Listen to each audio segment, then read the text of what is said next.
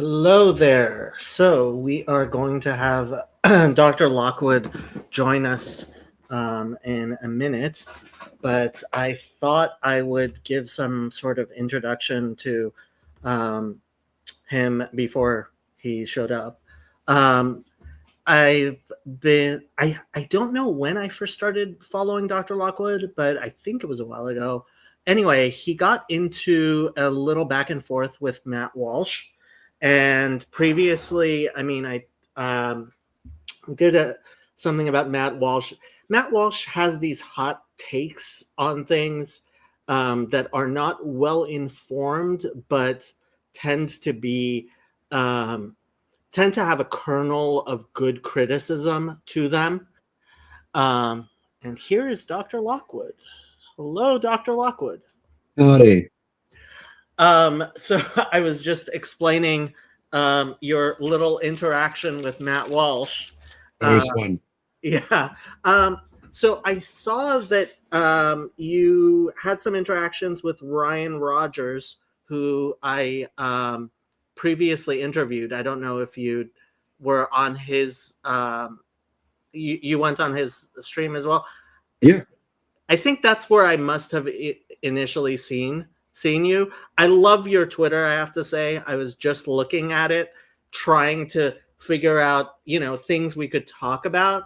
And frankly, I have to say, just follow Dr. Lockwood. Thank you. um, yeah, so I try to keep things pretty informal. I'm just, you know, I there's a lot of stuff I would like to talk about, but Sure. whatever you would like to talk about, but just your interaction with Matt Walsh. Um, just I personally kind of feel like some of us are um, are fighting a two-front war where the American Psychological Association and the National Association of Social Workers and some of the other professional organizations, we're going through this postmodern phase where I have professors doubting the necessity to use the DSM and diagnoses and things like that. And then we get people on the other side like Matt Walsh, hmm who similarly, they see no real use to therapy. One of the things you tweeted out that a few people seemed to be surprised about, but I really liked is you said somebody asked, are you saying that um, people shouldn't go be in therapy if they don't have a diagnosis? And you're like, yeah, why would they be in therapy if they don't have a diagnosis? Yeah. And I totally agree with you, but it Right. seems a shocking thing to say to people. And there's way too many people in the profession who are like, yeah, everybody should be in therapy. Yeah. I mean, gosh, where to start specifically? So, a lot of the people that had a reaction to that, I completely understand the reaction because when I was much younger, I also thought that therapy was this really ubiquitous intervention or service, if you want to call it that, because it is technically a business. So it's a service, and all of healthcare is a service and it's a business. So, from the perspective of could people actually get something out of therapy even if they don't have a diagnosis? Absolutely. I would be, unless you're a terrible therapist or just a mediocre idiot, you probably can help people who don't have a diagnosis, right? I Right. think that so there's a question of can you help people? Are you capable? Is it technically possible to help people that don't have a diagnostic issue? Of course, absolutely. A good psychotherapist, whether they have a doctorate degree or a psychiatrist or whatever, it doesn't even matter what the degree is. But like a good therapist, if they're appropriately insightful, they have good boundaries, they understand countertransference, they can give people access to a relationship which changes the way they see the world and see themselves in the world. And that's true for people with a very severe illness, people with a mild illness or people with no diagnosable illness. So my statement was not, could therapy help people? My statement was, what is the specific purpose of psychotherapy? Why was it created specifically? Right? And even if you go all the way back to Freud, for all of his flaws and his failings, Freud wasn't talking to just everybody, right? Freud was talking to people who were very ill, right? People with, one of the most famous case studies that Freud ever published is about Anna O.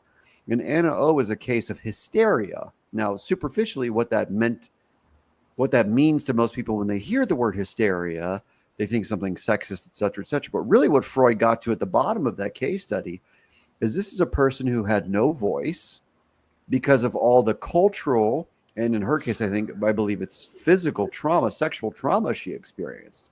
So Freud was trying to treat people with trauma who were marginalized in, Victorian era Vienna, right? So he wasn't exactly a feminist or anything, but like he was one of the first people who said maybe women internalize their feelings because they're not allowed to talk about their feelings because this is Victorian repressive, Europe, right? Okay. And so a lot of people will go inward and they'll internalize and use defense mechanisms to ward off anxiety, trauma, fear, anger, which comes out as hysteria, as opposed to actually dealing with the trauma and things like that.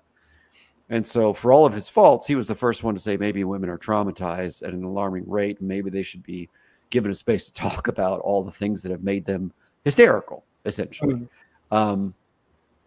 So Freud wasn't just talking to rich women or rich people or whatever. He was talking to people that had serious illnesses, personality disturbances, PTSD before it was a thing, etc. And so that's how the profession started. The early neurologists in the 1800s in France and in Germany and the UK, they weren't just treating people who were like the worried well, as we understand them, whose lives sucked, who had a First job they world didn't like. problems. No, there were no first world problems in the mid 1800s. They were treating the people who were floridly psychotic or had what we now call bipolar disorder or serious depression. Those are the people that made it into psych hospitals back in the day. And so psychiatrists and psychologists of the late 1800s, early 1900s were treating people who were moderately to severely ill. That's how the profession started. It didn't start as this like pseudoscience where you talk to your best friend as a therapist kind of thing. And so for me, it's kind of confusing why people want to talk to the worried well. Like, yeah, they're better clients because they're not so severely ill. And now you've got like a paid best friend, right? And so like you have infinite customer retention. It's lucrative. Yeah. And like, are you still possibly helping people even if they don't have a diagnosable illness at that time? Yes, you're probably still doing something useful for that person. Is it maximally ethical to work with the worried well? No, not remotely. Because in my opinion, if you actually read our ethics code at the American Psychological Association, we are not really supposed to work with people who are not actually ill. Because there's a difference between being mentally ill, having a diagnosable condition, versus group 2 of 3. Group 2 is people with really shitty lives who are very stressed out, who aren't necessarily diagnosable, but their life is hell, and it would be awesome to talk to somebody. That's group 2. And then group 3 is the genuinely worried well, whose lives are pretty good. There's no serious impairment. There's no moderate to severe distress, but life is kind of challenging like it is for everybody. And it'd be great to talk to somebody. That's group 3. So group 1, obviously mentally ill. Group 2, life sucks disorder. Group 3, life's pretty good, but it's nice to talk to somebody. Yeah. Like I can see the case for group 2. I can see zero case for group 3, ethically speaking. However, there's a lot of clinicians, licensed, etc., who treat group 2 and group 3 all the time. Yeah. Well, I'm getting a master's of social work, and I can kind of say, seriously, the social work profession is supposed to work with group 2 as well. Yeah. Of course. Yeah. Yeah. But No, I completely agree with you, and I think so. I One of the things, it's the economic state. It's easier to work with people who aren't genuinely mentally ill, Of course. Yeah. and More so fun. You get to, like, I always tell my students, it's like most of you got in this profession because you like a good story. You're yeah, hooked on stories, and people sit there in therapy and they tell you a story about their week, their childhood, whatever it is, and that yeah. gets you emotionally, empathically inclined. And now you're like in. Sorry to interrupt, but like I'm with you. No, I please. I The fact is, on I think we're just going to sit here agreeing with each other a lot, I don't know. and in a sense, just a little bit kvetching about the state of the profession, because the fact is that people who are working with the wealthy, sorry, that's a new term for me, but I think I'm going to use it. Um, they, it's lucrative, and a lot of people, that's what they want to do as therapists. But I mean, that's life coaching. That's not being a mental health professional, and uh, confusing the two causes all kinds of problems, not least of which is, for example, a lot of the criticisms that were being leveled at, well, you specifically, um, Yeah. because Matt Walsh was like, well, this guy's a therapist. Of course he's going to say, right? Yeah. And I mean, I just wish any of these people would just listen to my podcast that I do every Saturday, Mm. where I basically shit on the profession in a formal professional way and talk about ethics and boundaries and science and the research. Like, I am like the biggest critic of the profession that I think exists Mm. currently. And I'm not famous or something, but like I am probably the only consistent voice online, on YouTube, on Twitter, who is just trying to like promote rational skepticism about what the profession can and cannot do ethically, what we are designed to do, how effective our interventions actually are, That's you another thing I know? loved. I loved about your. I mean, just today you were tweeting about things like, oh, well, what's the treatment effect, and double blind studies, and scientifically evidence based empirical research into psychology. Yeah. Yeah. I mean, I am a single issue voter when it Yeah, comes to this. Like I'm a very, I'm not here talking about politics. I'm not here talking about she's got great genes. I don't give a shit about any of that stuff. My whole get down is what can I do to protect consumers, empower good clinicians, and keep everyone as scientifically grounded and ethical as possible? And I am not some kind of speech police person, obviously.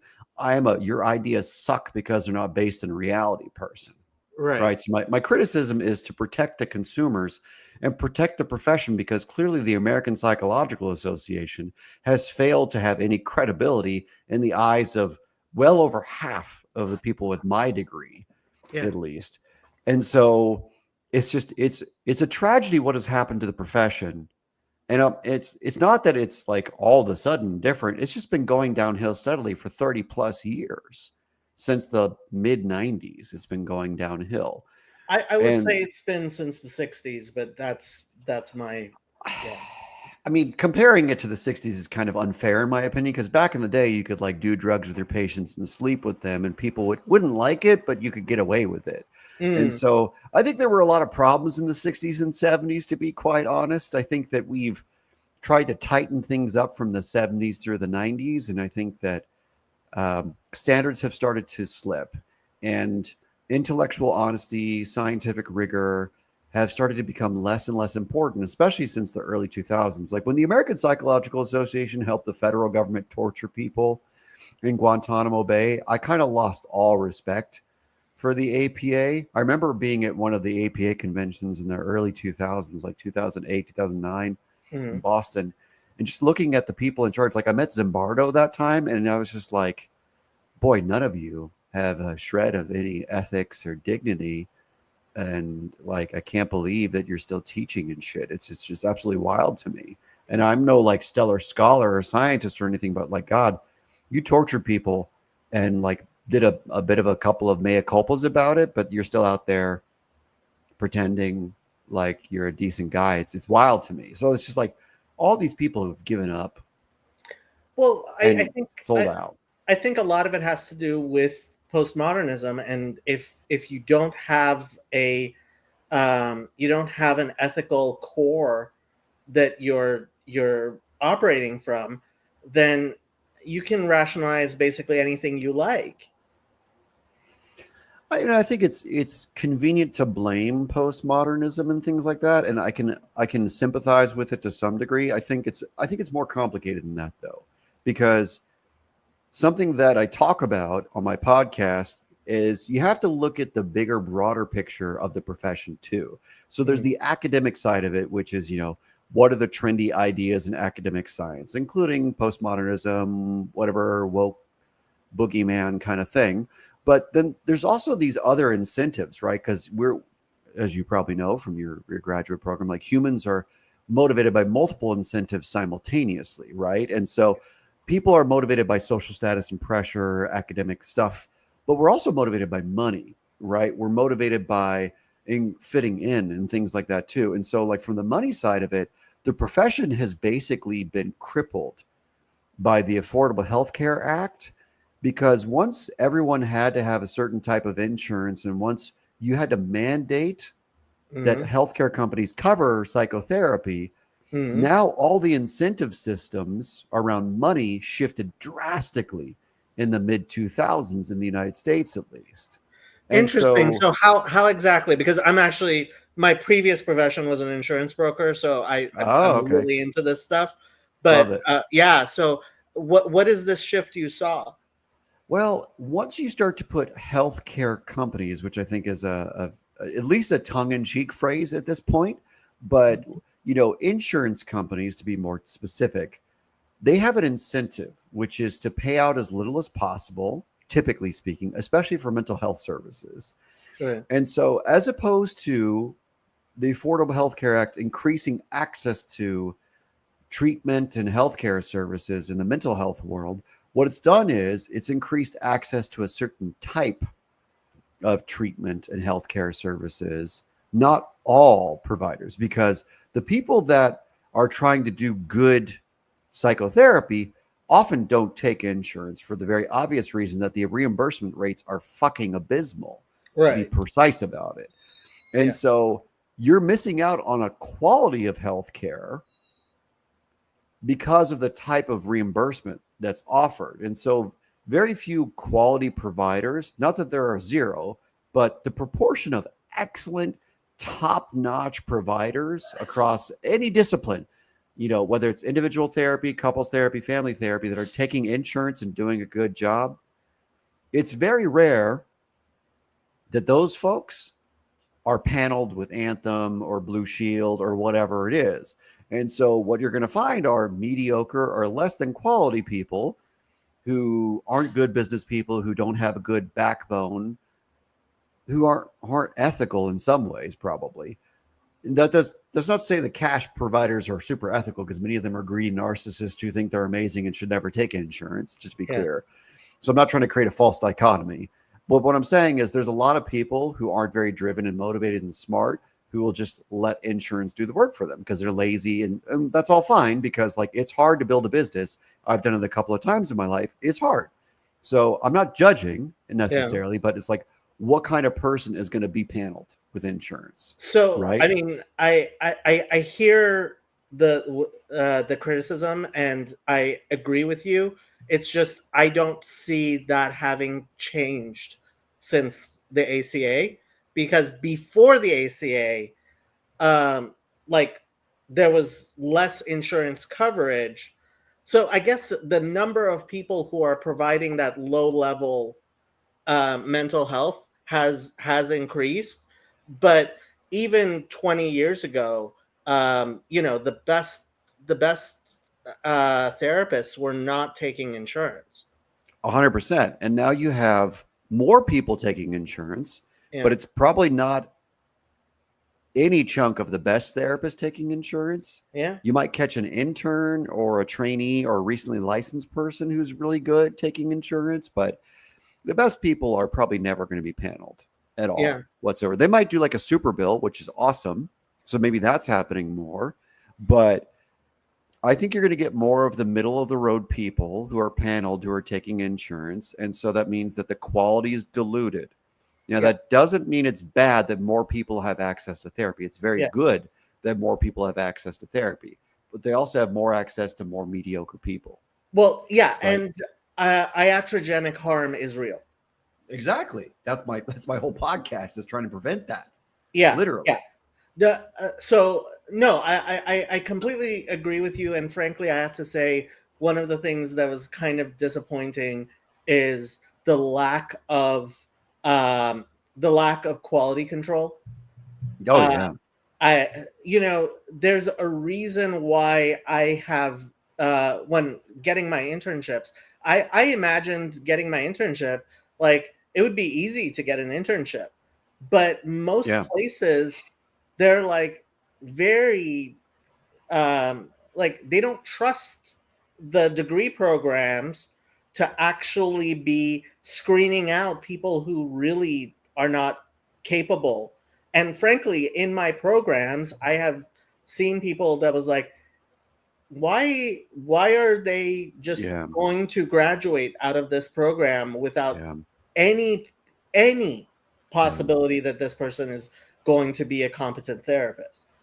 I know. And I talk about this often on my podcast. I am extremely grateful for the program that I teach at, because their admissions criteria are solid. I've never had a real concern about any of the MFT or PsyD students they admit. Really?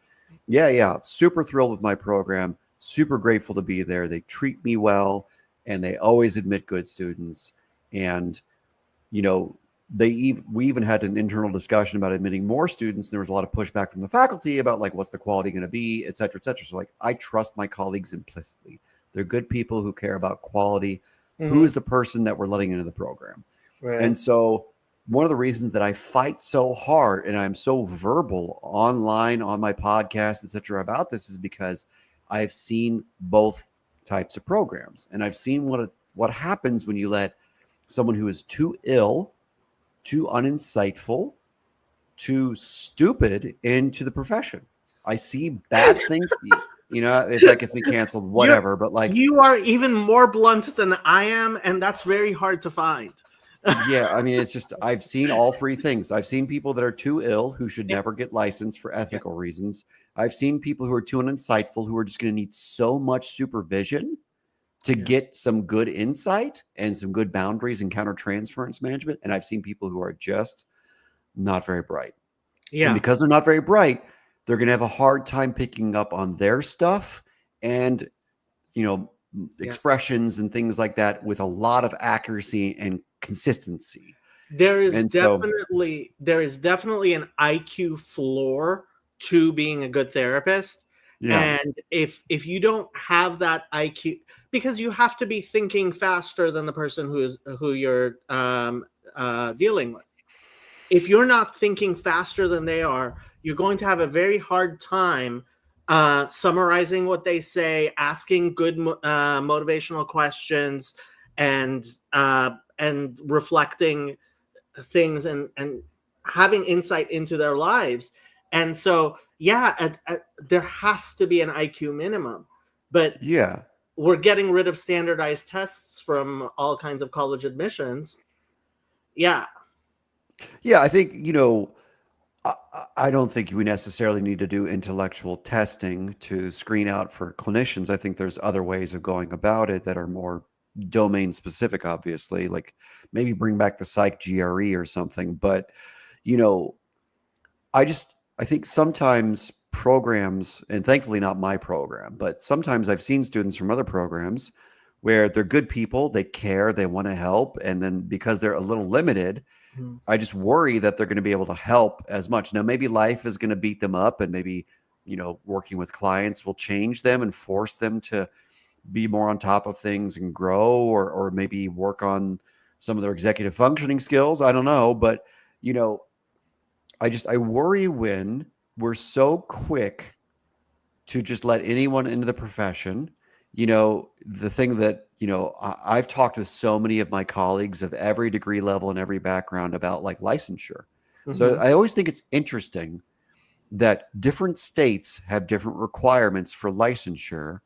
And as much as I'm not a fan of the federal government in any way, shape, or form, I'm a fan of the idea of having a national licensing exam Mhm. based upon your degree and your training, Well, right? So if all, that's kind of what the state compact is trying to make happen. I would love to see that happen. I don't see it happening in the near future because I think different states have different laws. And so, you know, you could rationally make an argument for a national licensing exam, which tests basic competencies. And then if you could add in, if it's possible, to mandate and add in an interview with, you know, because the old licensure exam here in Cali was you had to go before a panel of people, and I think in a hotel room, Yeah. and do an oral competency exam in addition to your test, your standardized test. And so it would be awesome if we could bring something like that back, even though it's a very unwieldy process to get a panel of psychologists together to go to the comps exam. Well, But SciPac seems to have done. I mean, other than New York, I mean, New York and California are the big ones. But yeah, you guys at least have that with psychologists. With yeah, but that's not oh your yeah, competency exam. That's just can you practice across state lines and get a gold seal? That's more of a commercial thing than an ethical thing at this point. But mm, I do like SciPact. I think it's a good thing. yeah, But if we move towards a federally mandated licensure exam that was standardized across all states and you had a state specific ethics exam, that would be ideal. Because the fact that we have different standards across different states and different requirements for hours, and you know, some don't care if you've had supervised professional experience, and some care if you've had 3,500 or in certain buckets and certain amounts and certain times. yeah, And so yeah, we should standardize all that. It shouldn't be state yeah. specific. Yeah, I have to say, I mean, I also went to law school, and legally, I that would be a very, very hard sell to the Supreme Sure. Court Sure. I'm sure. because States' rights. because well, yeah, I mean, interstate, yeah, especially with this Supreme Court, I just don't see the Supreme Court going for it because professional licensure has always been a state issue, and interstate licensing, um, yeah, that's. I mean, you're almost talking about something that's legally impossible. I understand. I understand. The, Like, the I way get the to do gist. it would be like a compact. If something like SciPac had the types of requirements that you're talking about, that would work because the states can decide to do that together. But unfortunately, the federal government's not going to be able to do it. Yeah, And I hear you. yeah, I'm not a lawyer for sure. And so, like, you know, I'm speaking more idealistically because, you know, the very progressive part of me is like, we need to protect the consumers. And these state boards are not doing a great job of protecting the consumers, unfortunately, I because totally agree with that. people in private practices can just go on engaging in unethical behavior, borderline ethical behavior, use you know, treatments that don't really help, that seem helpful because they're fad like. Um, there's just so many like shades of gray problems that can happen in the secret of private practice that never get reported to the board. Even though big problems like sexual assault and dual relationships with patients sometimes get reported to the board, but not consistently, believe me. I've heard Mhm. some wild stories Yeah, of people that never got reported to the board for just wild things. So even people who do egregious, obviously unethical, illegal things never get reported to the board, unfortunately. hmm, And so, like, I would love some nationally standardized requirements yeah. for ethical practice and monitoring of your practice. And again, I'm not a fan of the federal government, but like, this is a case where I think Big Brother would be great because some people just absolutely are narcissists and they're dangerous Yeah. to their No, patients. there are definitely ways it could be done, and maybe even through CMS, Maybe. Center for Medicare Services, Yeah. because honestly, if Medicare, when Medicare sets a standard, it becomes a national standard really quickly. Yeah, sure. Yeah, that might be a way to do it. I mean, this is the first time I've really thought about it. I'm just not sure. I certainly don't have the reach to actually have an impact on that. Um, so I do want to go back to this idea of iatrogenic harm, and Yeah, sure. you were talking about, people trying things which they think will be helpful, right? Mm, And I've seen a lot of that where mhm. people, and you talked about it in one of your tweets today, actually, or maybe it was yesterday.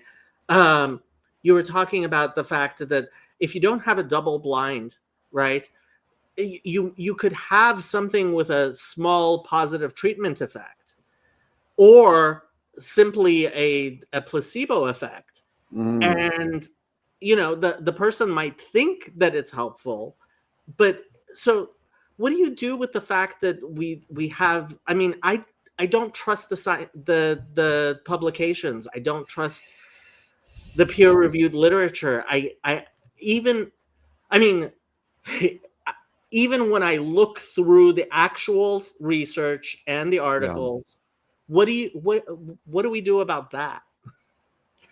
So there's a lot to say. And so the professor side of my brain Hmm. is always interested in being, appropriately skeptical and critical of every study, about every intervention, and making sure that we're not either hurting people or wasting people's time, for Right. sure. And so like there's always the file drawer problem where a lot of the trials that failed, the negative trials, don't get published, so we don't really know, right? Mhm. I reposted that about depression the other day or whatever in psych meds.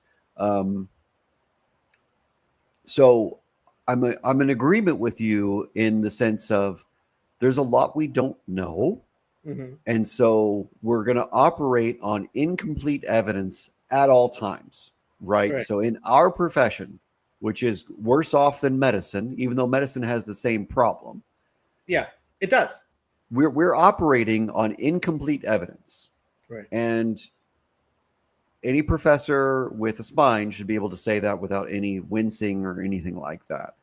So where I disagree with you Mhm. is when you look at the positive trials, right, that Right. exist, where ACT worked for this, substance use problem or depression problem, or CBT worked for that, or DBT worked for this, or Mhm. motivational interviewing worked for that. Like, I feel very confident reading those trials with all of their limitations, Mhm. right? Like one of my favorite studies, I don't have it pulled the authors off my head, but like Right. one of my favorite motivational interviewing studies, they went to the Pacific Northwest. I think it was Seattle or something. Mhm. And they went to this group home for adolescent sex workers.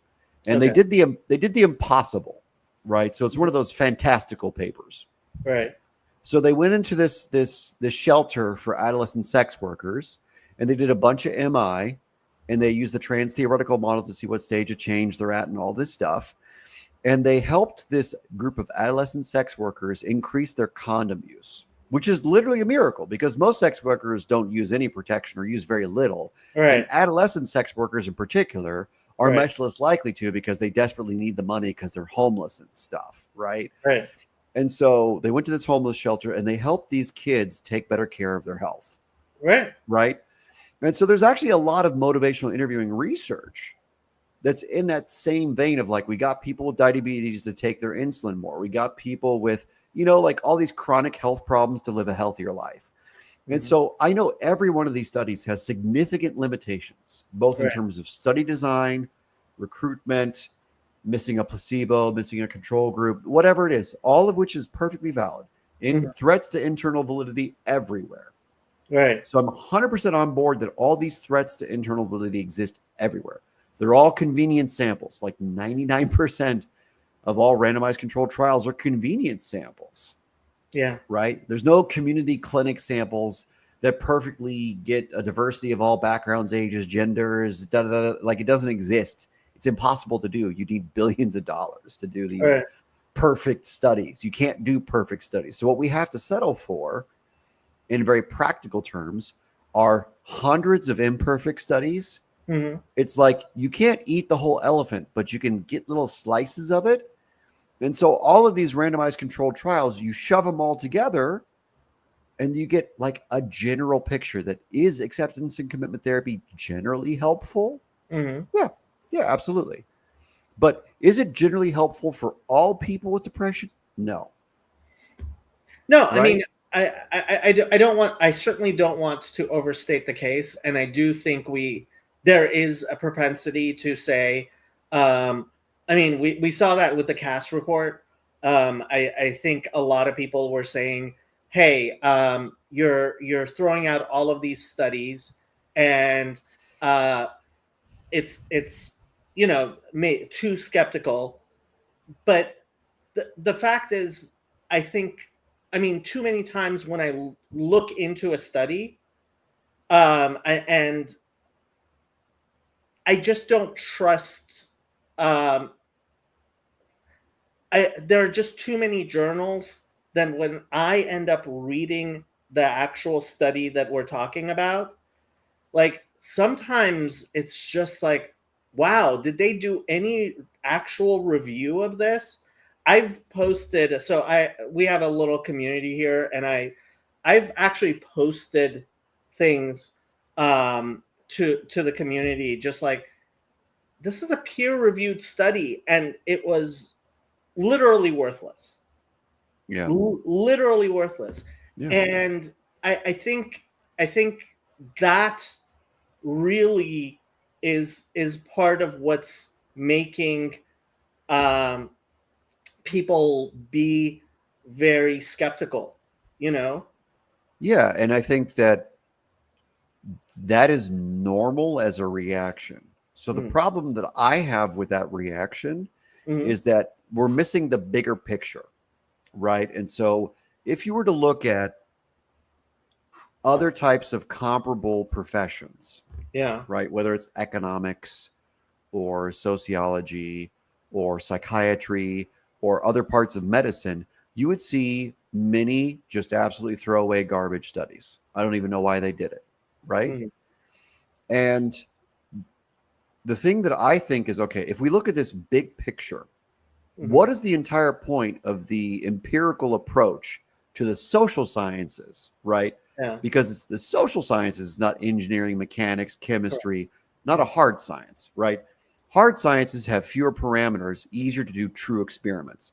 Social sciences, real experiments almost never happen. Right. Statistically extremely rare, especially in clinical psychology. The best we can hope for are good quasi-experimental or random control trials, right? Yeah. You can't go abuse a kid and see what happens to them. You know what I mean? It's Yeah. cool. It's a little unethical, a little Just a Mengele. tiny bit. Yeah. Yeah. And so, like, I trust that because we are so limited in what we can do, we have to be okay with the fact that we are limited in what we can do. And so that's why we need hundreds and hundreds of studies are published every year. Because the more people we have going at this big behemoth of a problem, right? The human mind, human behavior is so complicated and complex that until we have millions of more studies, we can't say a whole lot with a lot of certainty. Yeah. And so the professors that I hear talk with absolute certainty bug the shit out of me. Because if you're a real scientist, if you understand statistics well enough and understand all the different limitations scientifically to all these studies in CBT, ACT, DBT, etc., then you should never talk with a great deal of confidence.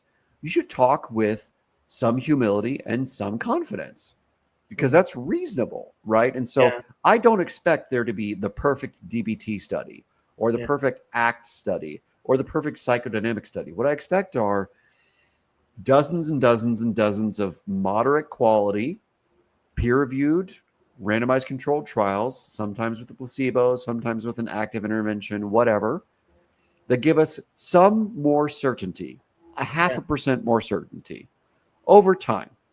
Yeah. That's what I would expect. And I think that's reasonable, right? I don't expect for there ever to be like this perfect causal explanation, because I think anyone who believes they perfectly understand the cause of mental illness is lying. Yeah. They're lying, because Or, every human or being, diluted. or deluded. Yeah, they're so smart and brilliant that they perfectly see the trauma that caused all your shit, which is not true, right? Like everyone has this weird interplay of social determinants and genetics and current stressors and past stressors and family of origin, templates in your brain and attachment stuff. There's probably at least a dozen different variables that predict your mental illness at any given time. Yeah. At, Yeah. at least to being like conservative about it.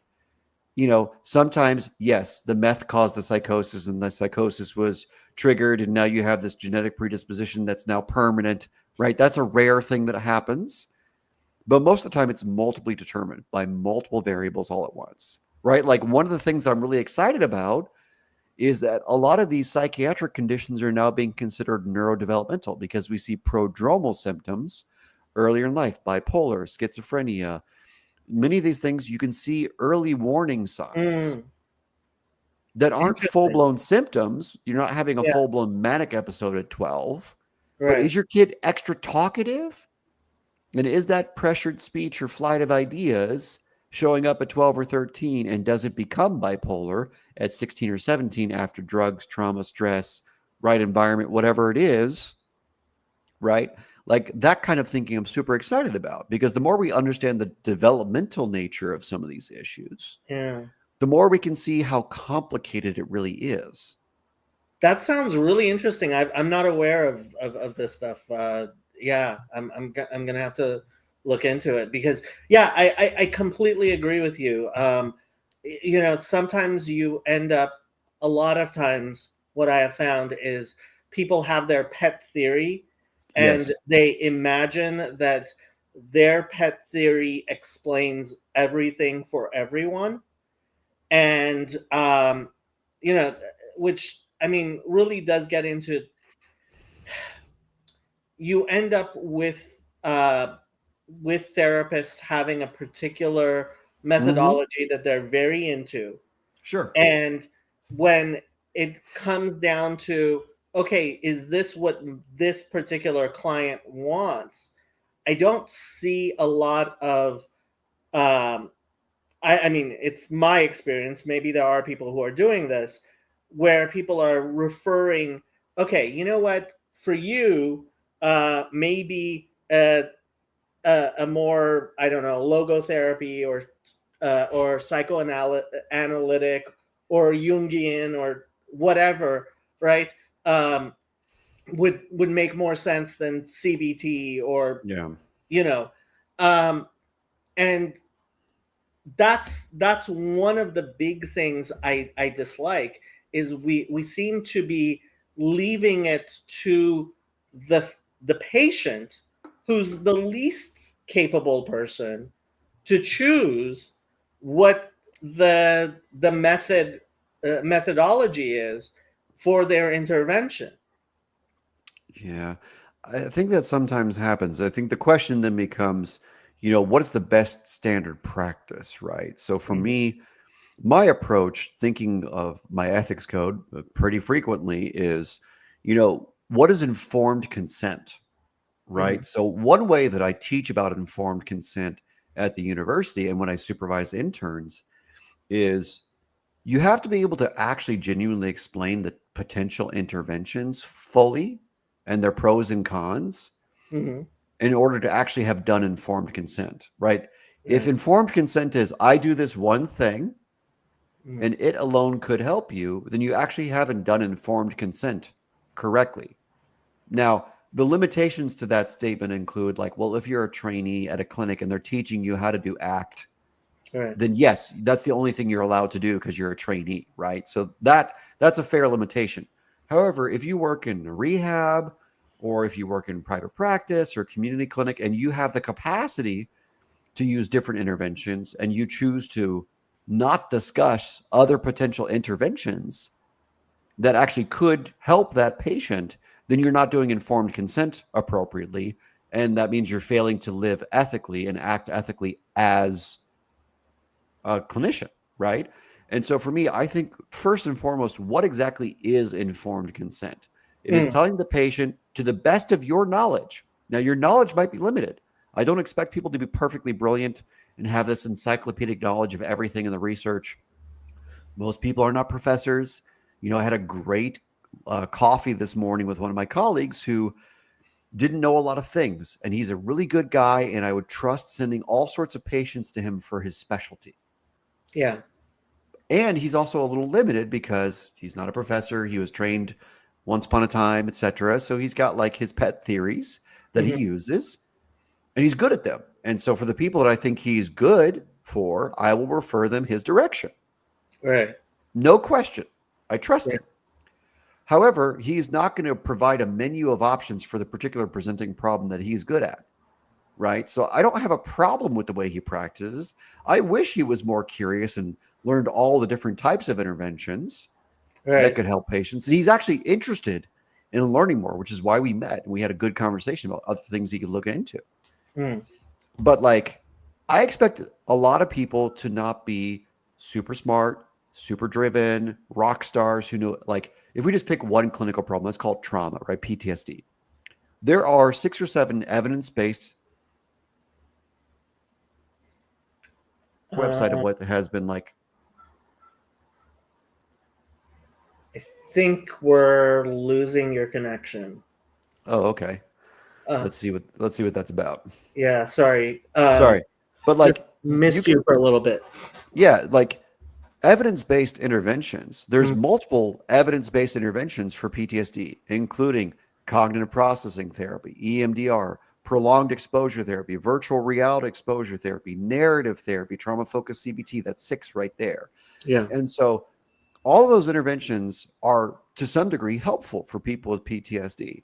If you know only one of those things, and I'm an EMDR therapist, which is all the fad now, no shame about that, because EMDR is basically just exposure therapy. So great. You know, it's another type of exposure therapy. Yeah. And so like, would it be better if you also knew cognitive processing therapy? Yes, absolutely. But like, do you have to in order to be a good therapist? No. You're just not going to help the people that would be helped by cognitive processing therapy instead, right? And so my hope is your informed consent process is very clear, both in a written sense and in a verbal sense, about what I know, what I believe will help, and why I think it will help, what I don't know, and what are some alternatives in case you don't want to work with me based upon what I know and don't know. Well, I think that's the big catch there is in terms of alternatives. I mean, what you were talking about, okay, you had coffee with this colleague, you better understand what that person is capable of and what they know in terms of their methodologies. I just, in my experience, I have not seen a lot of people referring. I've seen some of it. I've definitely seen, people being like, "Hey, maybe you might want to try CBT," or, and I mean, there's like the Jung Center, not too far away from me here in. Sure. I'm on the west side, Sure. but yeah, I guess I have not seen I've not seen the type of professional referral system, the type of I what I have seen is some people, I can't say everyone, but some people have a propensity to, okay, this is what I do, and anyone who comes through the door, this is what I am going to be offering them.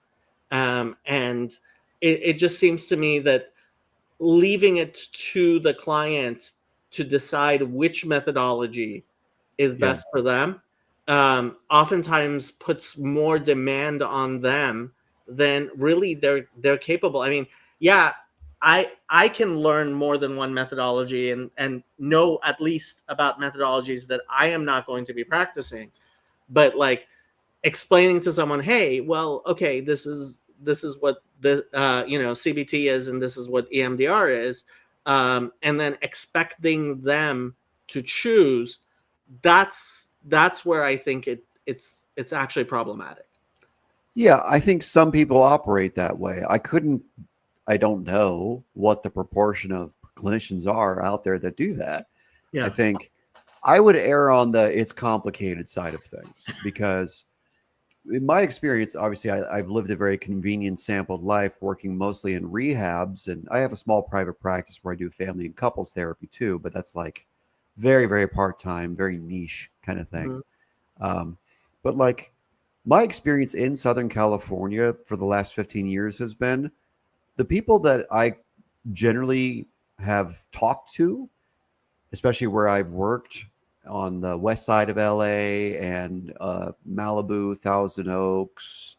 Um, and I've Well, had some good Malibu is where colleagues. the very expensive rehabs are. Yeah, no, definitely for sure. And but I know a lot of people all over Mid City, Mid Wilshire, Yeah. Hollywood, downtown, Silver Lake, Pasadena. And Mhm. my experience is that people tend to be very specific and strategic in their referrals.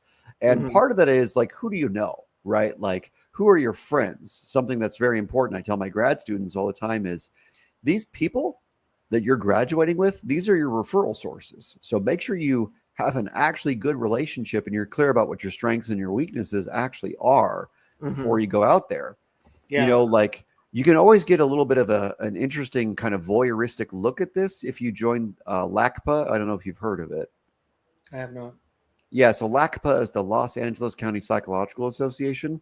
So like many of these professional associations, they have their own listserv where people email out topics and have conversations about things. And, they're pretty good about when there's a referral Mhm. that they specifically are very clear about the types of provider, types of presenting problem that the person might do best with gender, age, background, all these things, type of interventions they've tried, not tried. So I feel at least decent about what I know in the psychologist world Yeah. Yeah. about that. I have no clue if it's different for, CAMFT or MFTs or whatever, but like I've seen mostly my colleagues of all degree levels be very intentional and specific in their referrals.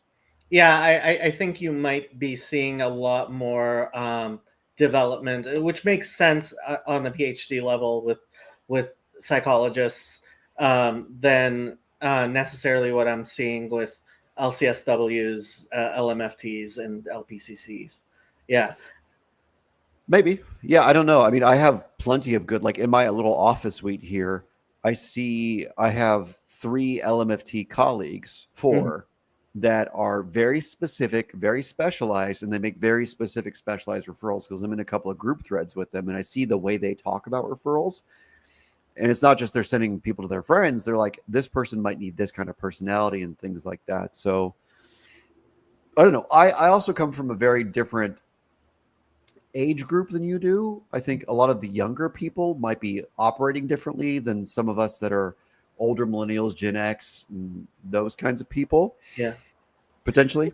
Well, I'm an older student. I'm actually pretty old, uh, but Well, yeah. but your Um, colleagues are usually on the younger side, I imagine. uh, um, to some extent, I'm doing an online program, so they also tend to be.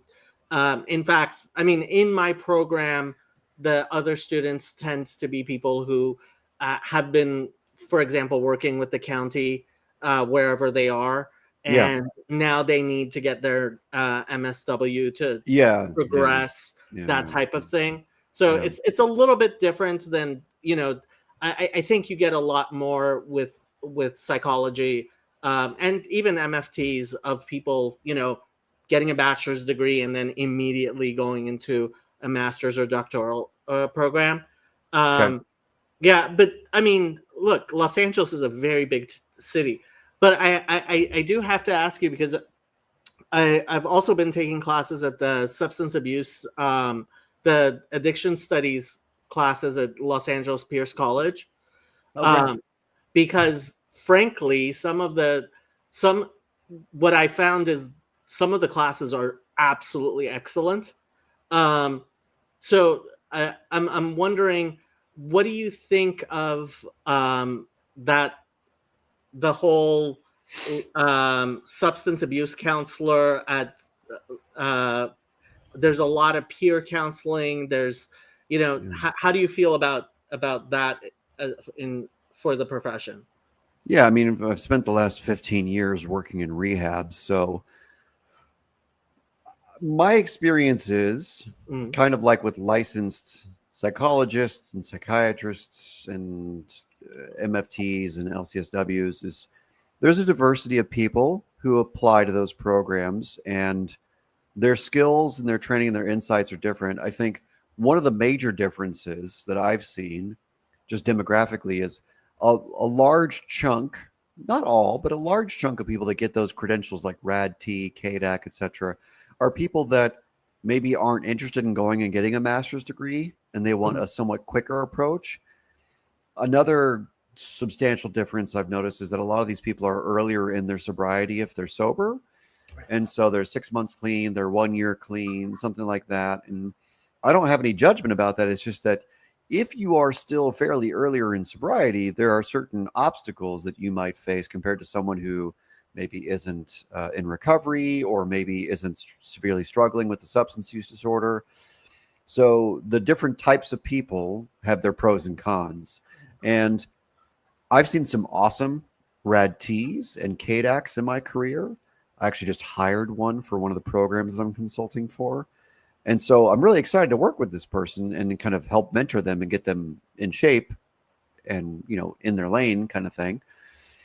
But I've also seen some people who should never have a credential and never work with patients. And so and unfortunately that's a lot like LMFTs and LCSWs and LPCCs and psychologists and psychiatrists. I'm Yeah, surprised any of these people are licensed sometimes. yeah, So I mean, I what I like about it is it gives people who aren't sure if they want to spend all the time and the money to go get a degree an option of getting in the industry and starting to help. I like yeah, that. I think there's a drastic shortage of qualified people who care. And yeah, so it is to some degree just a numbers game. Can we get more people some credential that helps? But the problem is it takes almost nothing to get your rad T. yeah, And so because of that, you got a lot of people 6 months clean, not very mentally stable, life's kind of a mess, getting their rad T, who might relapse while they're doing their job, who might have a psychotic break or whatever it is, et cetera, while they're doing their job. And it's okay to be ill. It's not okay to risk the patient's well-being with your illness, right? And so really the question for me is, who's supervising those people? yeah, And are they managing them well? Right? Because it doesn't matter that you have this, that, or the other illness or diagnosis. mm, You're welcome in the profession, no matter who you are, as long yeah, as you're okay and you can do the job okay. Right. And I just worry about the relative quality of the supervision of these people because most people just hire so we can fill bodies and get groups done and things like that. And that's not a great ethical way to hire. The reason that I have a pretty good reputation, believe it or not, despite all the crazy things I say online, is because I'm known as that, nasty, loud, annoying person who's like, are they actually okay? yeah, Are we going to do this the right way, or are we going to just hire people? Right. So my reputation actually matters a great deal to me. Boots on the ground. I don't give a shit about my online reputation, but my boots on the ground reputation matters a great deal because, if I'm known as the guy who just you know lets you hire anybody, yeah, then my reputation sucks. yeah, And you're going to do shitty work with people, and you're going to hurt patients, and heaven forbid, insurance is going to come after you, right? So I want to do it right, yeah, yeah, yeah, and I don't see a lot of people interested in doing it right. They just want to hire people and get it over with. yeah. No, I completely agree, and I've seen pretty much the same thing. So I initially started taking classes at Pierce because it was the easiest thing to start off with, and my Yeah, professors very quickly told me, um, "What you want to do is get a master's degree," and I already had right. a bachelor's. So Yeah, I started my master's degree, and the reason I went back and started taking classes again in the substance abuse course was there are just some really great professors, and I found the classes to be a lot more educational, Okay. but at the same time, then even my master's degree course, but at the same time, I saw a lot of what you're saying, which is a lot of people who are in recovery, and for their recovery, they have to be in some sort of job um job training program, and so it naturally becomes, or they get a job actually right after recovery doing uh, some sort of peer work at wherever they are, which Yeah. then requires them to take courses. Yeah. And yeah, I what I saw was basically the exact same thing you just said, which Yeah. is there are some people who are really good and I am sure are going to be very successful. Yeah. Um, and there are some people who obviously the program should weed out. I believe the educational program should weed out, but the educational program really doesn't. Yeah, Yeah. that's not the business model. The business model is get as many people in as possible and, make sure they take the ethics, CE and they're on board with it. And I think that one of the major problems in mental health care is, ethics comes second, third, or fourth, and business comes first. And I'm a businessman, so I want to make money, and I have no problem with making good money. What I Yeah. have a problem with is ethics appears to be something that we have to do. So the attitude universally across all degrees, not Yeah. just, KDEX and rad Ts, but like I know psychologists who think this way. I know MFTs and LPCCs who think this way, where it's like, I hate that I have to care about ethics. I hate that I have to explain informed consent. I once had an intern who like thought it was a chore that they had to explain that they had a supervisor. I'm like, bro, it's my license. Let's not fuck up my license, shall we? Yeah. You know? So it's just, I think doing the right thing is uncomfortable and it makes you have to look at yourself. It makes you have to think with humility. It makes you, if you're doing it right, you have to be, um, or people think that if you're acting ethically, you can't be your best self or you can't kick ass or be special. When in Yeah. reality, I think you can also be special and be ethical, Yeah. right? So even if you're a little personality disorder, you're a little different, you're built a little differently, I think you can still be super ethical. Yeah. Yeah. Like I think there's so many ways to be different and special and make money, but also be ethical. And I think that a lot of people in the profession, they have like a poverty mentality or they have their own personal mental health issues that keep them from getting over the fear-based hurdle of trying to do the right thing. Or they don't believe in themselves, so they're lazy. Or there's so many, I think, valid reasons that I don't like, but they're valid, that people choose to do what is convenient and be imprecise in their speech or just kind of like look to the side, look away when something unethical is happening, right? Like, I don't, I can understand all the human reasons why it's not popular and sexy to care about ethics first and business second. Hmm.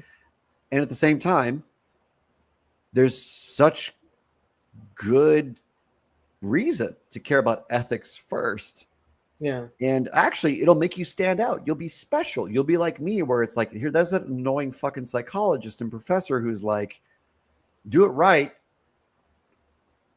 Don't just do whatever feels right to you. Right. Yeah. I'm literally special because of that. I think, unfortunately, a lot of the economic incentives are not set correctly. And when people recognize that, yeah, professional reputation matters, Hmm. And if we as professionals are maintaining uh, our standards and our reputation, that it will that will also economically benefit all of us. I think a Yeah. lot of people do not see, kind of really policing our own profession the way you seem to be doing, and I hope to see more people doing. They don't see it as reflecting on their personal reputation, which they should. Yeah.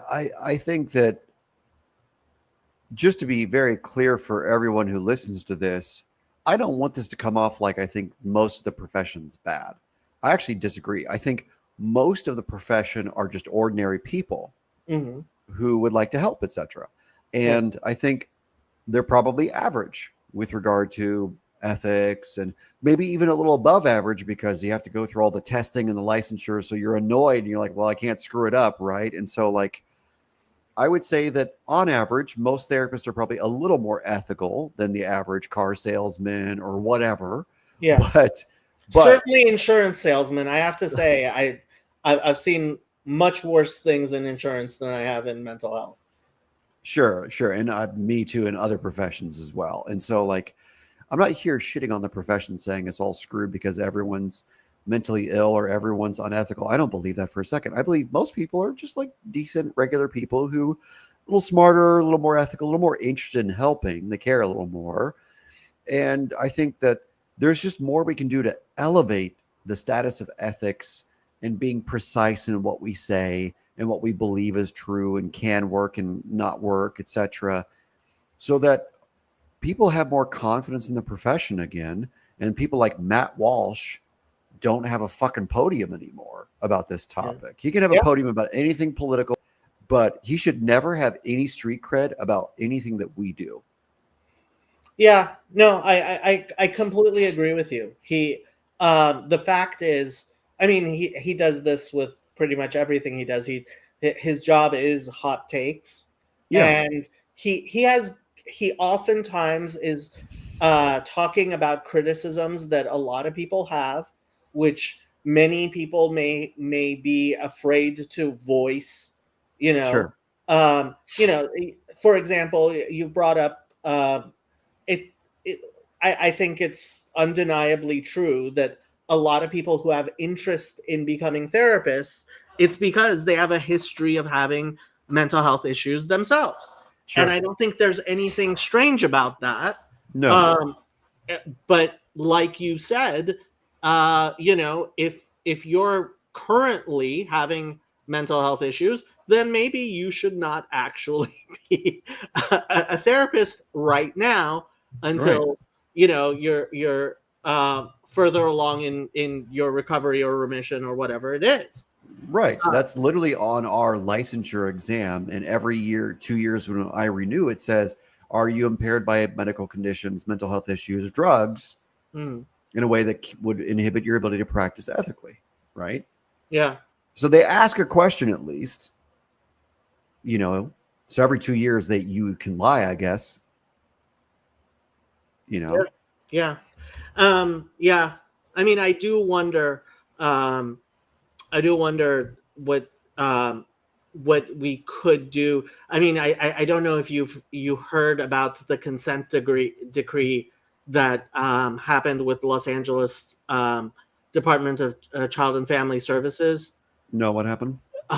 So they used to screen all of their social workers for mental health issues, Okay.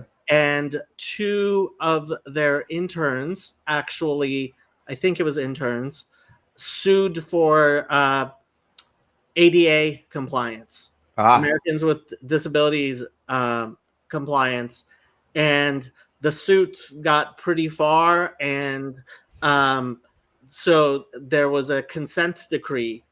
Like they agreed as part of the thing to not do that anymore, yeah.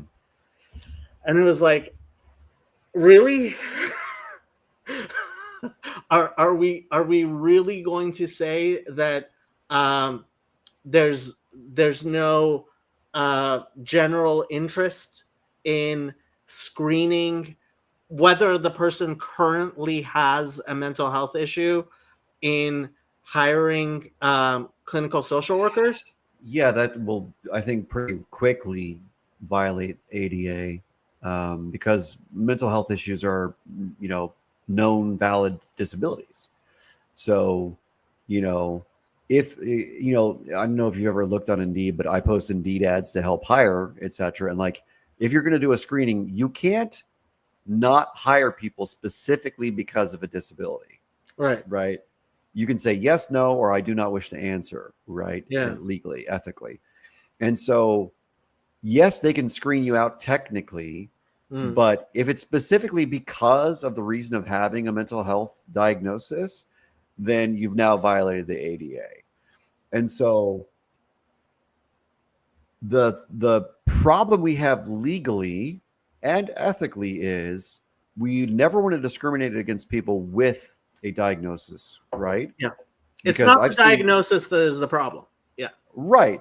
And so the question is their diagnosis active and impairing, Yeah. right? And active, I'm even a little less worried about to some degree, not completely, but to some degree, than is it impairing. Because if you have a history of depression and you happen to be a therapist or whatever, case manager or LCSW, whatever, that's okay. And even if you're still working on your depression, that's okay, so long as you can ethically do your job, get supervision and consultation to help manage. Like, I had a patient, excuse me, not a patient, I had an intern once Mm-hmm. who had a valid diagnosis of bipolar 2, and a psychiatrist screwed up his meds. Oh wow. And because of that, he was having subclinical hypomanic symptoms. He was irritable and all these things. Mm. And he was still capable of doing his job. He needed extra support, and we gave him extra support and things like that. So, like, I have all sorts of compassion and grace for people being ill Right. and needing extra help. But what is not okay is if you're lying about your mental status to Right. continue working. That's not okay, right? And so the legal problem we have is we can't just say because you've had a diagnosis or maybe you scored higher in some random screener, right? Right. Like that's not really a good way to actually formally assess if someone's doing well, Yeah. Yeah. you know? So I'm kind of with those people who sued in the sense of, you know, you're violating the ADA and there's no informed consent, and like, what if I'm just temporarily struggling with anxiety or trauma symptoms or depression symptoms, and like 2 weeks from now I'm okay, you Yeah. know? No, I mean, I certainly, I mean, frankly, if you were to make having had a diagnosis an absolute bar, you would not have enough people to be therapists. Yeah, we'd be out of clinicians of all degree levels for very, sure. very quickly. Yeah. And I'm hoping that the Los Angeles Department of Child and Family Services wasn't being um, ridiculous like that. That wasn't the impression that I got. Okay. Um, I mean, to the degree, I wish I had more confidence that it was actually the types of issues you were talking about, as opposed to just an absolute bar, Yeah. to taking into consideration, Sure. which yeah, I mean, I've so working in insurance, what I have seen is there were a few relatively rare court cases where substance abuse was people were trying to argue, and in a few places were successful in arguing that it's like a disability, so you can't do drug testing. And it was like, I very much am happy that most courts were like, no, I'm sorry, if you're a forklift operator, random drug tests are not ADA compliant. That just doesn't work. You know, Yeah. Yeah. that type of thing. And I think honestly, some of this gets into yeah, common. I hate to say common sense, but realistic, paying attention to what we are doing and how we are Yeah. doing it. Yeah. Um, it's Yeah. and that's what I liked about your Twitter feed is I think you are bringing up and talking about things that we should be able to have the type of discussion. Honestly, like the type of discussion that I'm having with you right now, I have had privately with many mental health professionals. Many of them have said to me, and this might be a sampling error, but many of them have said to me, yeah, I would never be able to say that on a public live stream. I would not be able to tweet that out. I would not be able to blog about it because they're afraid that members of the profession are going to be offended, and it it's possible that it might become, and frankly, a lot of people are also very worried that one of their patients may Google them or whatever and see Right. them saying these things.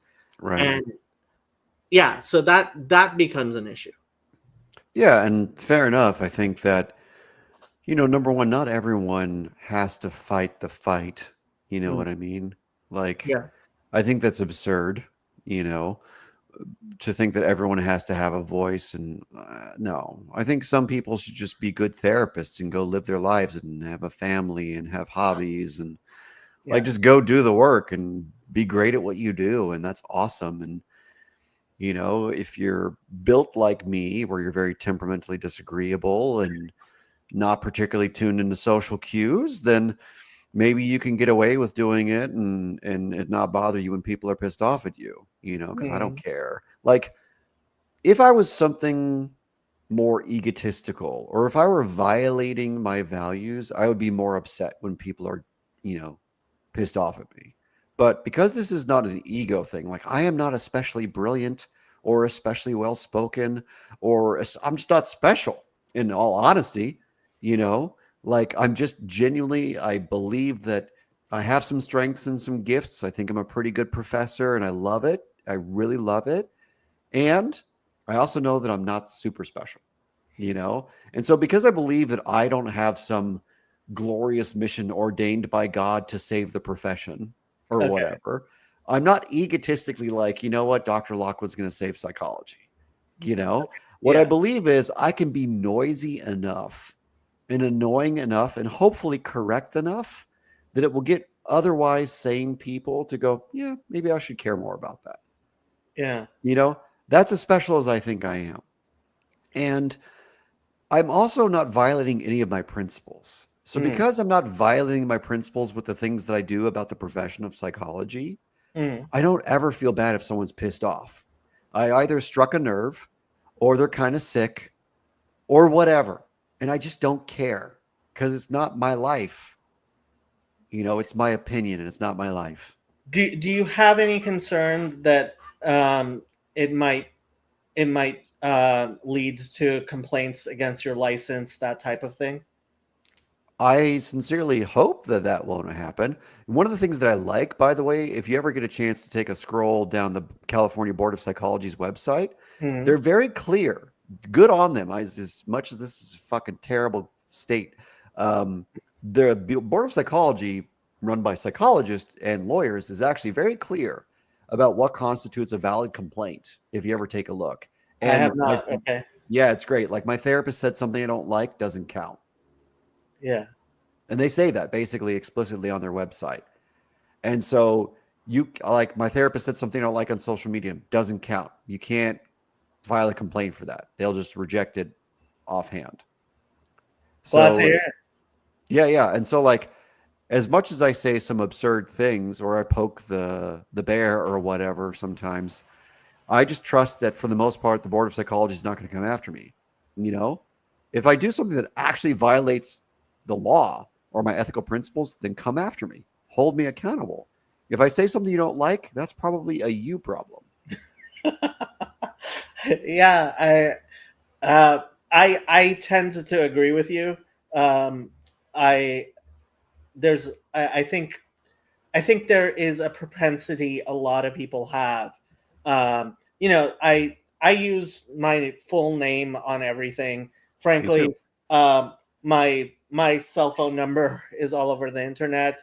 Um, my office address is uh, and there's a lot of people who were concerned, you know, oh, you're live streaming and you're talking about things very openly, and I was like, oh, I don't actually anticipate any sort of, you know, the type of things that I think a lot of people have fear of is, and why they will say things anonymously or have an anonymous Twitter account. Yeah. They're just not real. Yeah, I mean, it also for me, kind of philosophically, in terms of how I'm oriented in the world, tragically for my husband and my family and my friends, the person that talks this way in podcasts as a professor and on Twitter is unfortunately the exact same person at coffee, at the gym, and everywhere else. And so, because I am the same person everywhere, much to most people's chagrin, there's not like an online me that I'm worried about versus an in-person me. The same things that I've said here on this live stream with you, I've said to my students, to my colleagues at my university. I've said to my friends and my family. Like, I'm a pretty across the board similar person across most situations, minus when I'm sleeping and when I'm fucking or when I'm, whatever. But like, like there are some very rare exceptions where I'm not this person. Yeah. So like for me it's kind of like I'm just a regular person.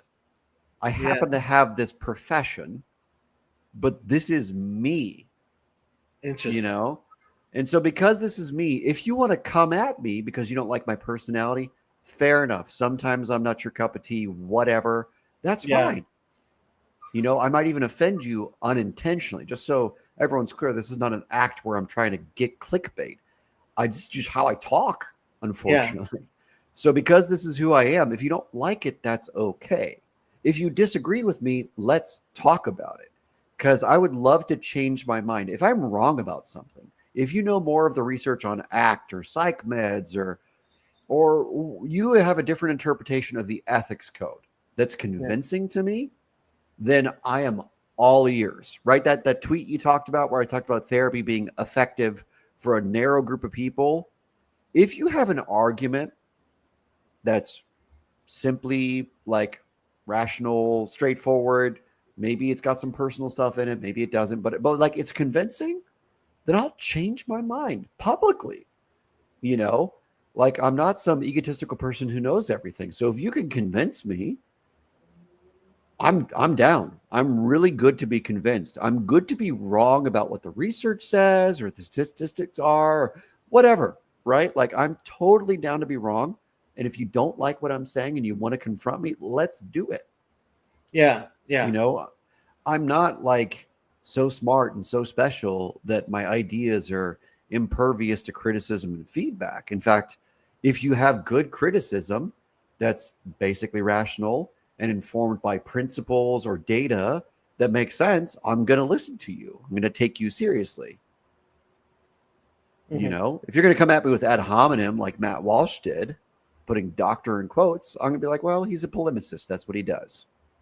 Yeah. Well, I mean, we have gotten to a situation, and it's not just Matt Walsh. There's a lot of people who have this view that, and you get it pretty much anything with anything, which is the there's so much distrust of the expert Yep. that expertise becomes an anti-credential.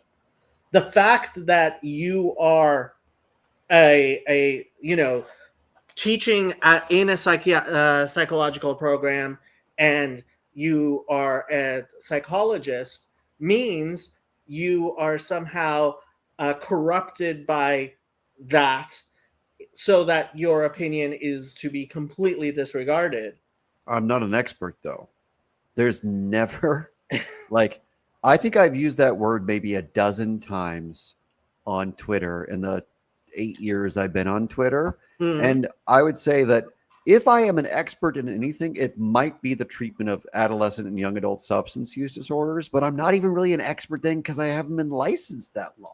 I'm 37. I'm not 65. I haven't been doing this for 40 years. Right. So, like, I'm fairly confident about the things that I think I know. And I believe very strongly in a principled way in what I believe is correct. But that does not make me an expert. That's not the same thing. I think most people who call themselves experts are probably just trying to look good, you know? And so for me teaching is a privilege, you know?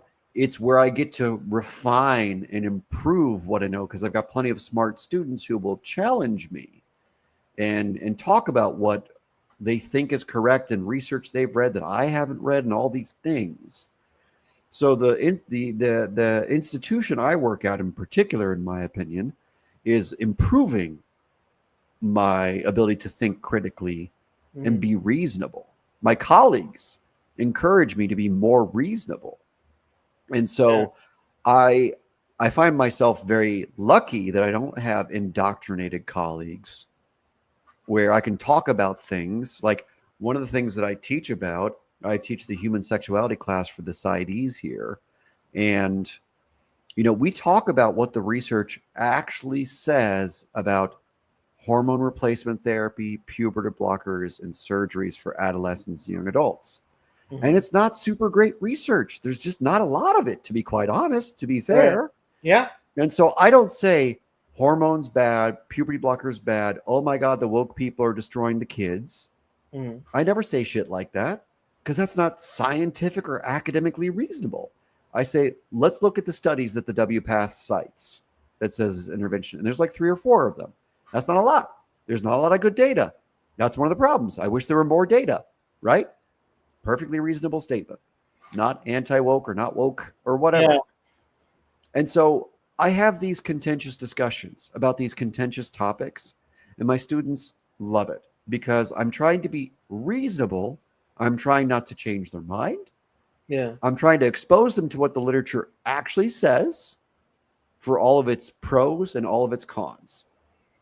And that's what a good academic should do. Yeah. I mean, you brought up several things I want to I want to ask you about, and we're getting closer to the end of our time. But is And I've never been fired. I've never been threatened to be fired because of those conversations, ever. Yeah. Well, so I'm not very familiar with Cal Lutheran. Is it a more conservative campus? Is it actually a Lutheran? I don't know who actually goes there. Yeah, so it's a Division III school in Thousand Oaks and Oxnard. And so I would say, according to the website and the Lutheran principles that they espouse, I would say many of the faculty are Lutherans, not a lot. In my program in particular, I think we have a pretty diverse faculty in terms of background, religion, ethnicity, and things like that. I would say it's not a conservative campus, to be frank. I mean, like, adjacent to it is a Lutheran church with a rainbow pride flag heart. Okay. So maybe some of that's lip service, but I mean, it's, you know, Thousand Oaks is centrist liberal as a community. It's not typically old school conservative, you know? Yeah. Oxnard's working class folks, typically moderate Democrat kind of folks. I would call it California Republican, which is pretty left. Yeah. I think I am the most Republican person on the faculty, and I am in a gay open relationship. Okay. And I have never voted. So I would say that as Republican as I am, Thousand Oaks, I would say, is California Republican. Yeah, but like it's working class Democrats though, mostly. You might call it that. Yeah, absolutely, 100%. If you look on the lawns of people who they're voting for, what the signs are, it's mostly Democrats. Yeah. Huh. Yeah. Well, okay. So, but my colleagues are about as lib as it gets, and you know, safe space signs outside of some of their doors, and they're very good people I trust, and so they're just not indoctrinated. they're just kind of liberal and a little Yeah. woke, but they're like good people who actually care about science and ethics. And if they're on the politically liberal side of things, fuck yeah. I mean, like those are the people that I actually like to hang out with, Yeah. Yeah. you know? Yeah. No, I get it. So one of the things that I found surprising when I looked at the WPATH standards, when I Yeah. first found them, I was looking at WPATH 7, and I'm Yeah. like, why is anybody in any way like criticizing these? And then I saw WPATH 8, Yeah. and it's very, very different. Yes, it's huge by comparison. And and the types of things it says, like the advocating for demedicalization of transitions. um yeah, I was very surprised at how much of a shift there was between 7 and 8. I was wondering if you had any comments about that. Yeah, I mean, what I would say more broadly, without getting into each of the subsections of it, is what we're going to see are more shifts. And, WPATH or version 8 it reads like a giant peer reviewed paper, basically, just extremely long tome. And they're very clear about what the data say, interestingly enough. However, they speak, unfortunately, very broadly. So, like in the section of WPATH Standard of Care 8, there's the section about um, adolescents and young adults with hormone replacement therapy. And they cite, I believe, 3 different studies in one of the paragraphs. And all 3 of those studies are very small sample studies. Yeah. And so they're clear that the research shows that generally distress goes down, self-reported gender dysphoria goes down. They use like the Utrecht GD scale or whatever. And that's true. That's what the research actually says. But when it comes to depression, anxiety, depression and anger might persist in some of those samples because of the hormone differences. And Right. so they're kind of sort of clear about that, but they also still speak in very broad, like appears to be safe because there's no particular adverse effects in these like short-term studies, because the studies are short-term. They're not following people for a decade because that research literally hasn't been done yet. And so I think there's one long-term study in that subsection I'm talking about that they follow, which is like 2 years or 5 years, something like that. It's longer. And so, regret rates are low. I think it was out of UCFS. It was the UCFS study they were talking about. And like, so it looks pretty good from that one study, but that's the only really longer term study they could cite there. Mm. So they cite shorter term studies for the adolescent section. And that's just because there's literally not a lot of literature. Yeah. So Yeah. you can't say anything scientific about it until there's lots of literature. Now, people on the right would hate for that research to be done because that means we're transing kids or whatever, right? And so the truth of the matter is people that hate these interventions will never see long-term studies because they're going to fight to make sure the kids never actually undergo That these there is no interventions. long-term study. Yeah. Right. That's again, I feel like I'm in this two-front war Yeah. where on the one side, the people. So I personally, so funny enough, in my health insurance business, I have a, a particular niche. I've gained a reputation with people who are trans who need healthcare, Yeah. and they've so I get referred a lot of clients. So I personally have a lot of clients who are trans, and so um, and I'm talking to them very privately about their private everything, right? Yeah.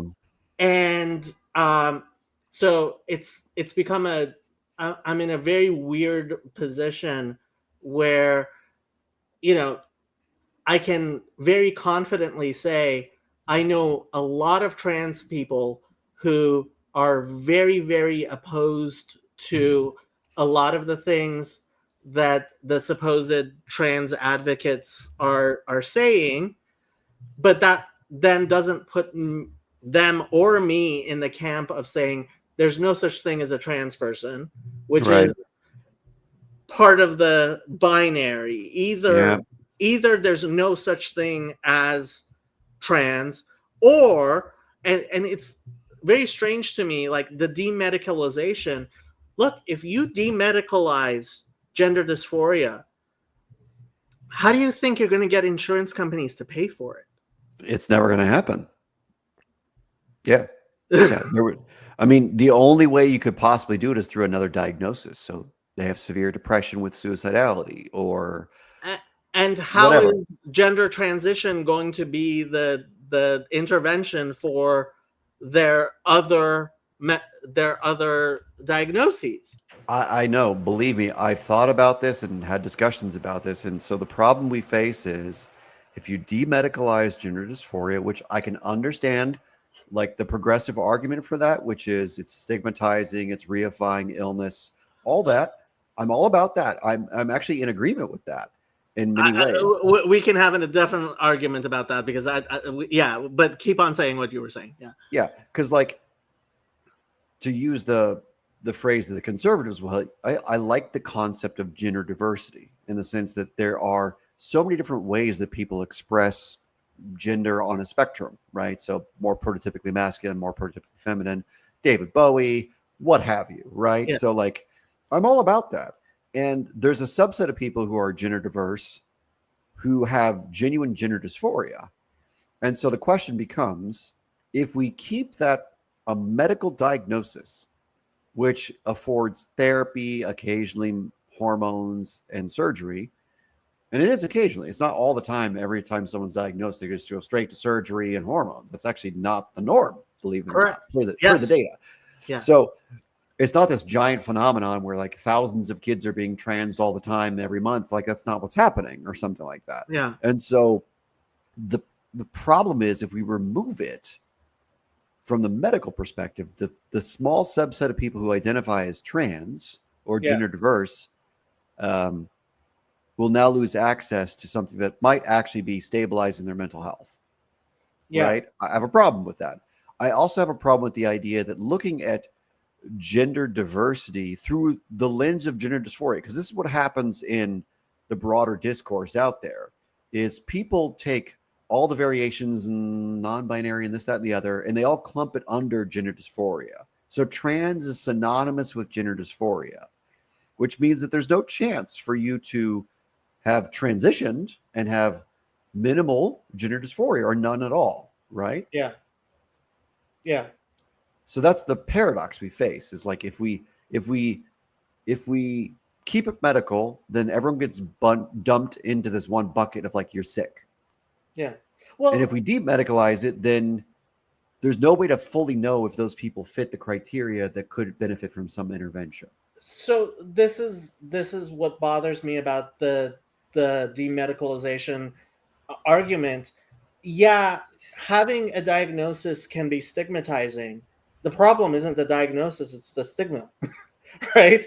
If any diagnosis, like having a diagnosis of diabetes or emphysema or so I don't see people arguing that. Well, I do see people arguing that Yes, you do. the problem is the stigma, that the stigma is the only thing that's the problem. And that's that if we were to stop having a diagnosis, then there would be nothing to treat. Right. Yeah, it's just the bigger issue to me actually about this specifically is that the wording of the criteria is not great.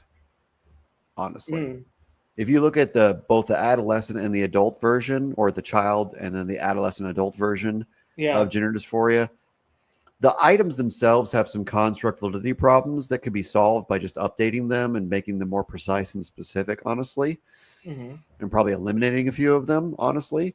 Or like the length of time thing, it's only 6 months or something, which is fucking stupid.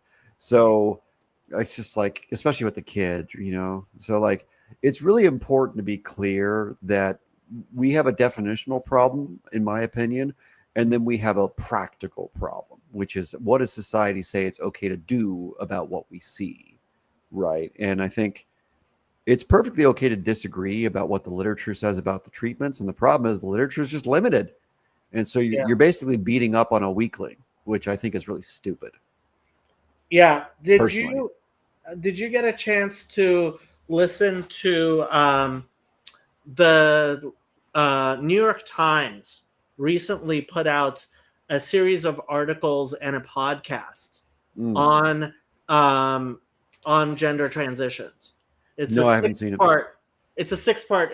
I thought it was pretty well done, and yeah, it was interesting. Okay. Yeah, I would commend that to you. So what were your views about the cast review? I don't know if you actually saw read it. I don't think I actually read it or even talked. I may have made one post about it potentially. Okay. All I don't know. I don't know. So I really feel like I have anything to say because I didn't actually read it. Okay. Yeah. I did read it. I think Dr.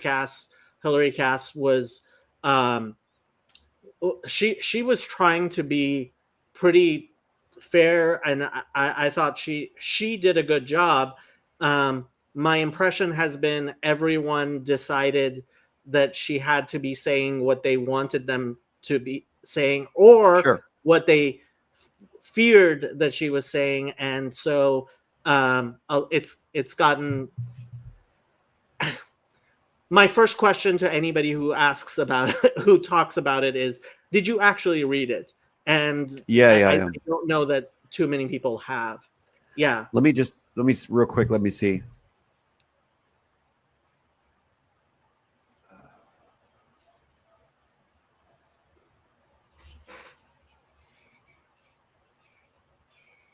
Oh, I don't have anymore. There's a book, The Handbook of Transgender Medicine. It's like a light green gray book. I used to have Okay. it.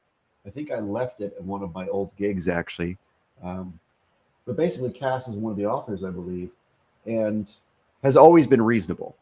My understanding of Cass has always been reasonable. Yeah. And so when you've been published in these big handbooks and things like this, that the W Path supports and things like that, the reasonable people are always going to get beat up on. Yeah. Always. No. It's the polemicists are the people who are not going to get beat up on because their tribe likes them. Right. So if what you're saying is true, I don't have any reason to disbelieve you. I can read it for sure. But like, if Cass was being reasonable, it's going to piss everybody off. It seems it's mostly done that, although there's definitely some people who. So, yeah, I mean, without having read it, it has become very central. I mean, the Supreme Court decision was very much based on that, and it's been having legal ramifications in the UK and stuff. Sure. So yeah, yeah. So we've almost gone for 2 hours. There are a bunch of people who have questions who have been. Sure. I haven't been able to follow the comments completely. People were asking if I'm going to. I usually stay after for people who want to discuss, but today I won't be able to do that. I might later do a stream where people can come on and ask questions and stuff.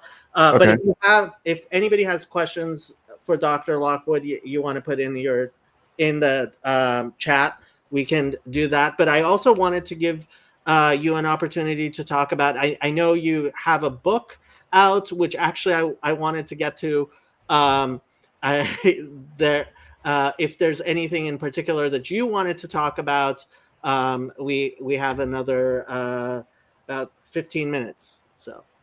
Yeah, I'm open to talking about anything. I mean, I wrote a book called The Fear Problem back in 2018, and it's basically kind of like a critique of all of our modern politics and the way technology is fused with politics. And it's kind of, I mean, I just kind of broadly, I just think it's hijacking our central nervous system and making us not trust each other, which is kind of a take that a lot of people have had for a long time. So feel free to listen to it. It's on YouTube. You can listen to it for free. You don't have to buy it. Yeah.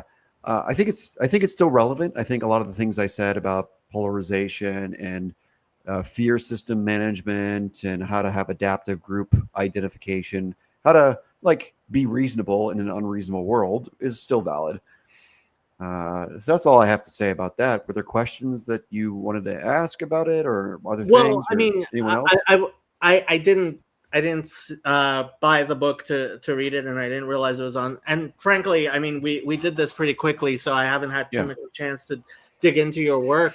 sure. Although I'm sure I'm going to do more in the future.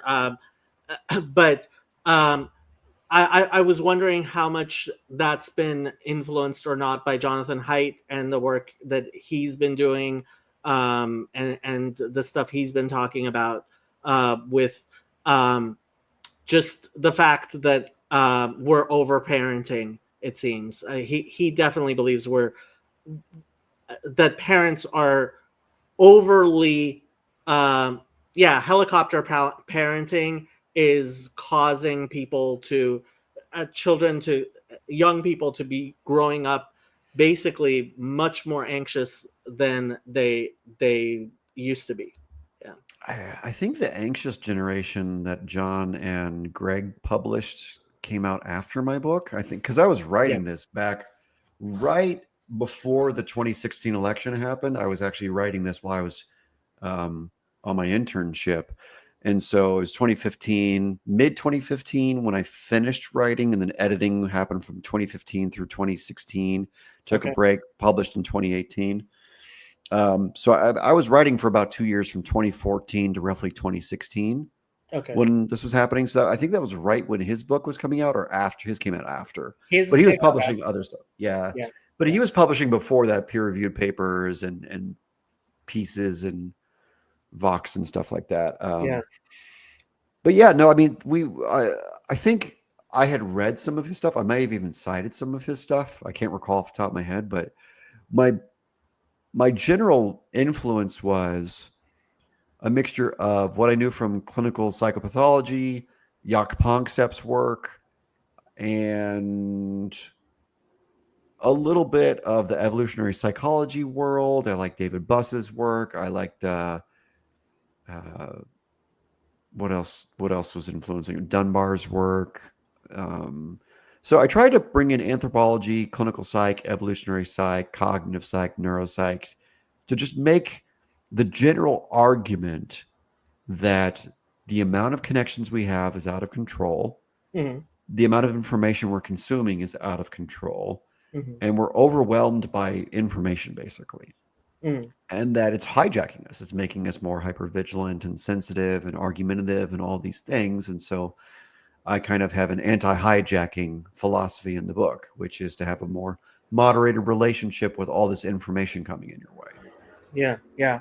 Um, So we do have a question. Does Dr. Lockwood think that AI may influence psychology, and has he ever read A Clockwork Orange? Uh, so first off, I love your name. And are you the famous Italian painter from the Romantic Impressionist period or whatever? Because Caravaggio is a famous Yeah, artist. yeah. One of my favorite classes in undergrad was a Greek and Roman mythology class where they pulled up Caravaggio's work. But secondarily, I think AI will influence psychology, research, practice, everything. And the question would be, in what way? And I couldn't possibly know. Like, are these large language models going to do um, influential research? Are they going to be able to have their own Twitter profiles and autonomously do things online, and or gather data and like have access to databases that most people don't? Like, I kind of hope so to some degree. Hmm. I'm actually more of an AI optimist than many people are. Yeah. I just don't know in what specific ways. I think if every university were smart, they'd find a way to have a good relationship with large language models and incorporate it into the way that people learn. Hmm. But I think that there's lazy students and lazy administrators who want to just see it as an obstacle or as a cheat. Yeah. So I don't know. I've never read A Clockwork Orange, but I've watched the movie a few times, and it's a phenomenal movie. Yeah, yeah. I don't know if I'm guessing you haven't heard. A couple of years ago, we had the first AI death. Oh Um, yeah, yeah, the kid who fell in love and took their own life or whatever. no, well, he was actually a father of two. He was a married father of two. Oh, I'm thinking of a Uh, different case then. yeah, this was in Belgium, and Oh, it was a very different model. It was not as sophisticated as most of the models that are available in English. It was in yeah. French, Okay. and I actually read the transcript of the very final thing, and basically what had happened was he had programmed the large language model to give him horrible answers to the final question he asked, which is, if I kill myself, will you take care of my children? And the AI did something that most AIs will not do now, which is say, yes, I will. I promise I will take care of your children if you kill Wow. yourself. And Wow. he, yeah. That's um, that's that's hard to fathom. Um, yeah, I mean, so one of the people who's kind of involved, he's actually the president of the board of directors of Fountain of Comfort. Is he's a he's a published AI. He hasn't he's ABD. He hasn't finished his dissertation, but apparently this Gotcha. is very normal in thing to be like he's Oh, working in AI, and apparently he's just too busy to finish his dissertation. But he works in AI, and so we've been having a lot of conversations about AI. But apparently, so AI is LLMs are maximized for telling you what you want to hear, and you can imagine how that very easily becomes problematic. The more you talk with a large language model, the better it gets to know you, I the see. more it will tell you precisely what you wanted it to tell you. I Yeah, see. yeah. Um, and if you have a mental health issue, that's just gonna it compounds horribly. Has it been a problem in terms of assignments and stuff? I've heard people using it to cheat and stuff. Not yet in my experience, and maybe it'll get worse or something. But I'm also extremely explicit with my students Mhm. across both programs, where I say, "Listen, I know this is out there. I know that it could probably help you with editing and things like that. I list all the reasons why it could be a problem because it could make up things, it could hallucinate things, create fake references." And I say, "Listen, the whole point of being in graduate school, getting a master's degree or a doctorate degree, is to improve your critical thinking. So if you let this AI think for you, it's not helping you, it's hurting you. So my encouragement to you is to do all the thinking up front, do the outline, write the paper. And if you want to Mm. use AI somehow after you've written the thing, I'm not going to be upset, but don't turn in anything that AI wrote. That's terrible. That's technically, academic fraud because it's not your original writing, right? Mhm. And so I don't care if you use AI to fact check. I don't care if AI finds new things for you that you had a hard time finding yourself through Google Scholar, EBSCO, whatever it is. But dude, if you let your paper be written by AI, you shouldn't get a degree. You shouldn't even be a clinician because you're not going to learn how to think. And the whole point of graduate psychology is learning skills and learning ways to think about clinical, complex human psychology problems. Mhm. So don't let the thing think for you. What's a waste? You shouldn't even be in grad school then, you Yeah. know? And most people I think are sympathetic to that when I say that to them. They don't get like upset at me or something. They kind of nod their head and they're like, yeah, that kind of makes sense. So Mhm. like if I were getting a lot of pushback or getting a lot of like, pacifying comments, I'd have a different reaction, I think. Yeah. So Adam is somebody in our community whose first language is Arabic and second language is French. So usually I have to translate his English to English. Uh, Oh, okay. and so he's asking about, I guess, with uh, transitions, if the emotional cycle and the hormone cycle. I'm not aware. This goes way beyond anything I know about transitioning, but I don't know if you had a any uh, ideas about that. I don't know of any data that says hormone dosing relates to issues Mm, with life functioning. So, like whether it's in trans populations or cis populations or whatever, I don't know of any research on that. It'd be interesting if there were data from like maybe female populations or male populations, steroid abusers, perhaps. There'd be some really cool research to do, but I don't know of any of it off the top of my head. yeah. There's, as you said earlier, there's a lot of problems with. I mean, we're dealing with human psychology, and we Yeah. cannot experiment on human beings. Thank God. Yeah. Seriously, thank God. Yeah. Yeah. No, so some of the research that was done, I guess in the 50s and 60s, which we still cite, you could never get it past an institutional review board anymore. Correct. Yep. Yeah, Rosenhan studies, Zimbardo study, Milgram studies, yeah. just all atrocious. And a lot of them fraudulent. Zimbardo's work was fraudulent. Rosenhan's on being sane in insane places was fraudulent. Well, Like, money apparently. I mean, I still see him cited oh in yeah. books, and um, from what I can tell, he was not very truthful in his studies. Yeah, yeah, um, yeah. So I mean, I don't know, to bring up another subject. We only have a few minutes, Yeah, we um, can. and I have to go myself. Oh, Um, okay. yeah. Was there anything you wanted to end with? Anything you didn't get to discuss yet? Yeah. No, no, Okay. I feel good. If you want to talk again, let me know. I probably will. This was very interesting. Thank you very much. And I think I am going to go ahead and end the stream. Bye, everybody.